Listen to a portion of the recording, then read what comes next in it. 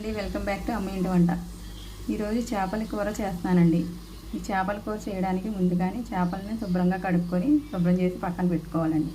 తర్వాత ఒక గిన్నె పెట్టుకొని అందులోని ఒక 4 టేబుల్ స్పూన్ల ఆయిల్ వేసుకొని అందులోని ఉల్లిపాయలు పచ్చిమిర్చి వేసుకొని వేయించుకోవాలండి.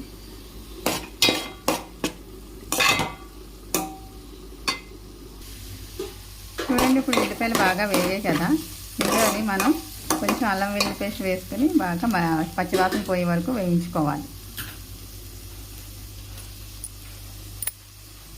ఇప్పుడు అల్లం వెల్లుల్లి పేస్ట్ బాగా వేగింది కదండి, ఇందులోని కొంచెం ఒక 1/2 టేబుల్ స్పూన్ పసుపు,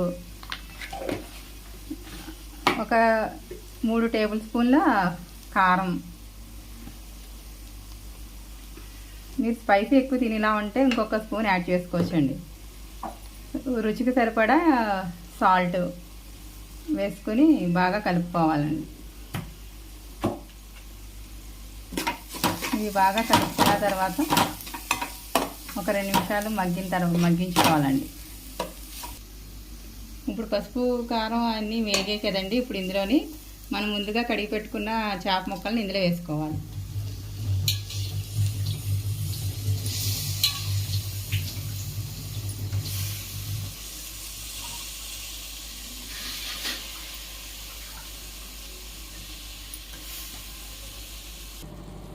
ఇప్పుడు చేప ముక్కలు వేసిన తర్వాత ఇందులోని తగినన్ని నీళ్లు పోసుకోవాలండి, గ్రేవీకి తగ్గట్టుగా. 10 నిమిషాల తర్వాత మూత తీసి చూడండి, వీడియోలో చూపిస్తున్న విధంగా ఇలా కలుపుకోవాలి. మళ్ళీ పెట్టుకొని ఒక 10 నిమిషాలు ఉడికించుకోవాలండి.